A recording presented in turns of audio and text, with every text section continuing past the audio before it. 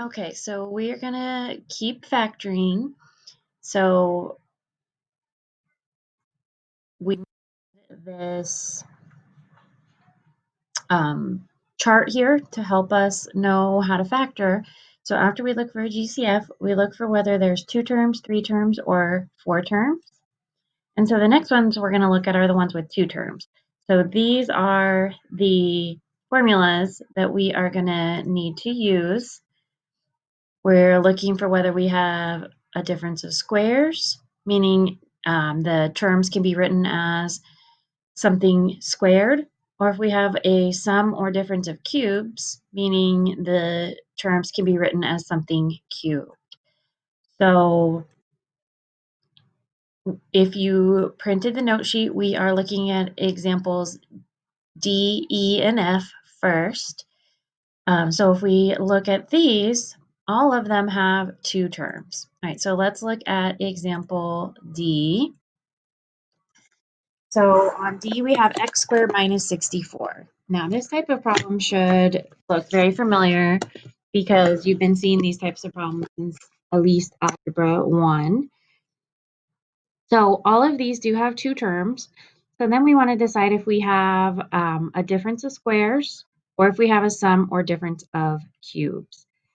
So if I look at D, I can see that this term is written as x squared, so it already has a squared.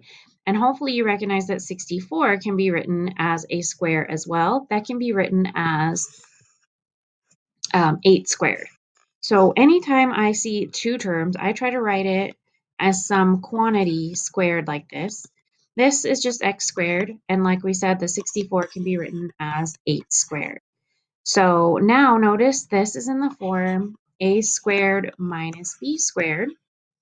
And if it's in the form a squared minus b squared, I can factor it to a plus b times a minus b. So this, the x is what I'm going to fill in for anywhere there is an a. And the 8 is what I'm going to fill in for anywhere there is a b in the formula. So it's in this form already, a squared minus b squared. And I'm going to fill it in. I'm going to fill it in as a plus b and a minus b. So when I fill that in here, I'm not including the squared in my 2 factors, just the a and the b. So my 2 factors are going to be a plus b, so that's going to be x plus 8, and a minus b, which is going to be x minus 8. And that is factored form. X plus 8, x minus 8. One thing to notice on these is we could have still thought of this as a trinomial with the middle term adding up to 0, because notice a positive 8 and a negative 8 add up to 0. But that's not as easy if our terms are a little bit bigger like we have here. So let's look at E. So we have 9x to the 4th minus 49y squared. So we have both x and y, and we actually have a 4th power. However, both of these can be written as something squared. So I need to rewrite this as a square term, and I need to rewrite this as a square term. So to get 9x to the 4th power, we got to think about both the number and the variable. For the number that gives me 9 would be 3 squared. And now we need to figure out what squared gives us x to the 4th power. So that is actually going to be x squared, because we know x squared gives us x to the 4th power. So I rewrote 9x to the 4th power as the quantity 3x squared. Okay, I could do the same thing with the 49y squared. For the 49, we're going to have a 7 squared. And for the y squared, we're just going to have y squared. So in the parentheses here, I have 7y squared. So now, so this is important because we've got to have the a and the b. So anywhere there's an a, I'm filling in 3x squared, and anywhere there's a b, I'm filling in 7y. All right, now I can write my factors, which are in the form a plus b and a minus b. So my factors, the first one is going to be a plus b, so 3x squared plus 7y. And then the second one is going to be a minus b, so 3x squared minus 7y. And in this case, that is factored. Every now and then you can factor more, but in this case, can't, so we leave it like that. 3x squared plus 7y and 3x squared minus 7y. Okay, we've got F now. 175 minus 7x squared. Now this one's a little trickier. I do see it has an x squared, but I also see the 175 and the 7 are not perfect squares. So what I'm going to have to do here, remember our first step when we're looking at that flow chart is always to look for a GCF. This actually does have a GCF, greatest common factor, 175 and 7. Their greatest common factor is actually 7. So when we have a greatest common factor, I need to factor it out. So that's what we would say, factor out the greatest common factor. What that means is we're dividing it out, but it doesn't disappear. It's going to go in the front of parentheses. So it's kind of like reverse distributive property. Instead of multiplying something in or dividing something out. All right, so this 175 divided by 7 is 25, minus 7 divided by 7 is 1, which if you want, you could write the 1, but you don't have to. But I have 25 minus x squared. Okay, now we can tell that both of these numbers can be written as perfect squares.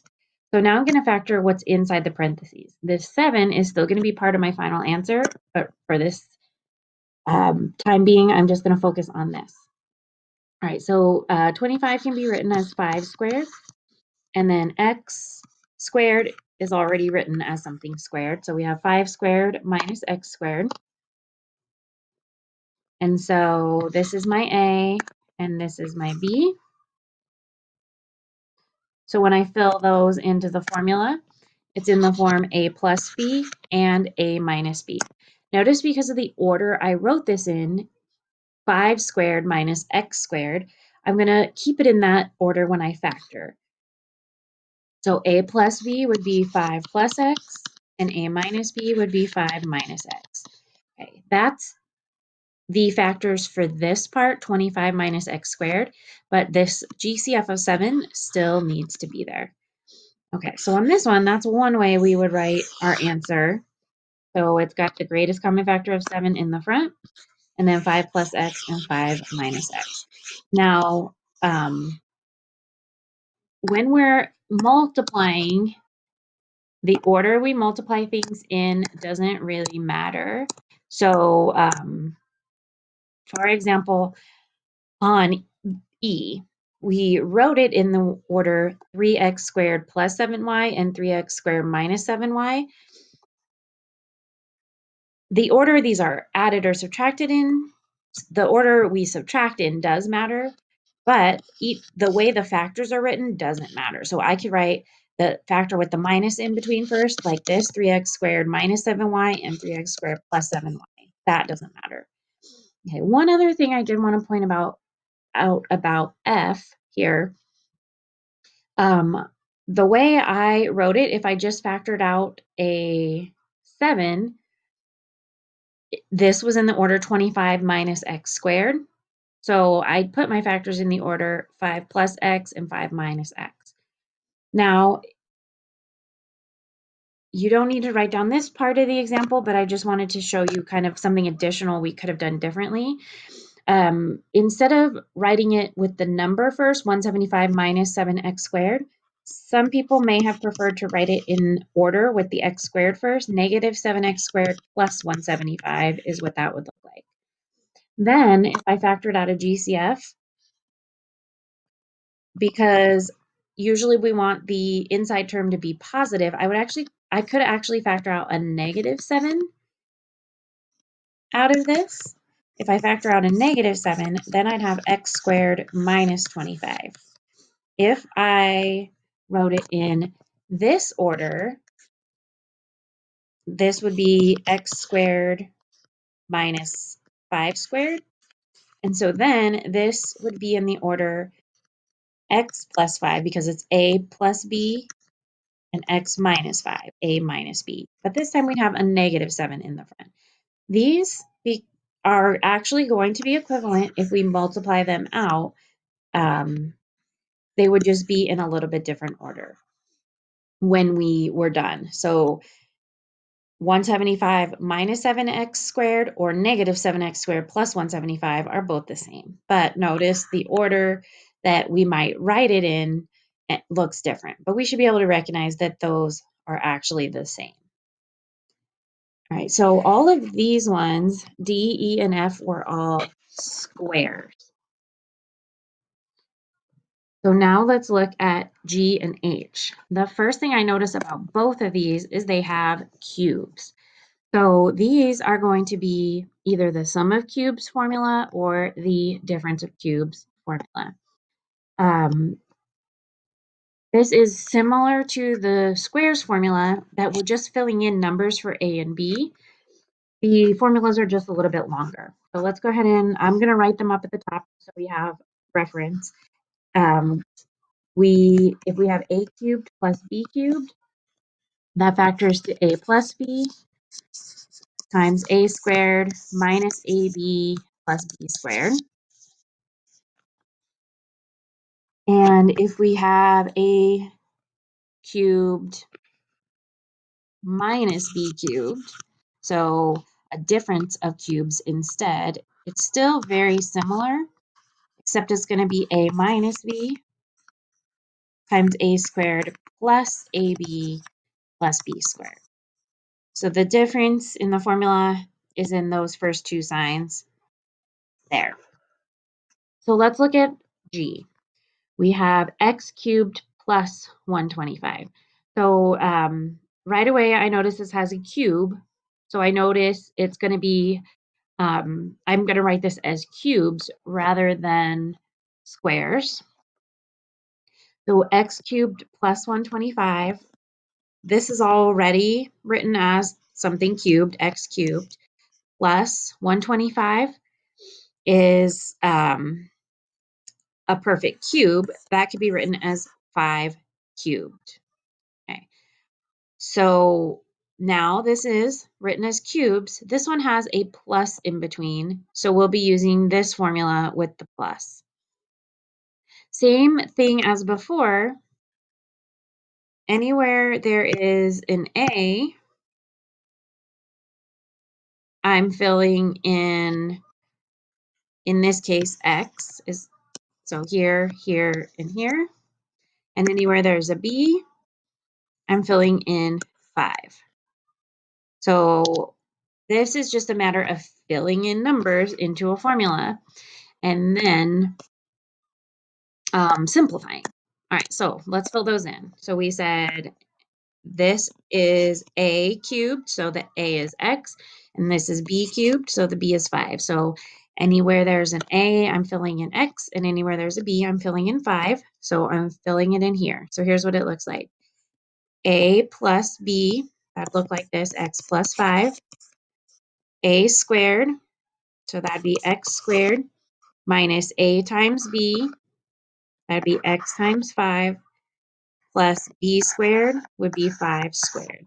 All right, so I filled in a's, I filled in x's anywhere there's an a's, and I filled in the b's. I filled in 5's anywhere there's a b. Now, this is technically done. However, normally we wouldn't leave our polynomial like this. We would rewrite these terms slightly different. So the first factor, x plus 5, there's no way to really simplify this. This factor, one way to simplify, instead of writing x times 5, usually we'd write it in the order 5x. Again, it's still the same. This is just more common. And instead of writing 5 squared, we would evaluate that and write it as 25. So this is the more common way we would see that. So those would be our factors. X plus 5, x squared minus 5x plus 25. Okay. So that one was a sum of cubes. It had a plus sign in between. So we had to make sure we were using the right formula. Now if we look at H, this one has a minus in between. So this one's a difference of cubes. So we're using this formula. Same idea. Anywhere there's an A, we fill in whatever number we have for A. And then anywhere there's a B, we fill that in as well. Now, this one's a little tricky because if we look at 64, we might first of all think of it as something squared. But we know that this whole term is not written as something squared because we've got an x cubed. So I got to try to write this as something cubed. So for the number, what number cubed would give us 64? That would actually be a 4. 4 cubed would give us the 64. And then to get the x cubed, I know this has to have an x. Now right here, minus 1, I could write that as 1 cubed. That means now I know my A and my B. My A is 4x. So anywhere there's an A, I'm filling in not just x, but 4x.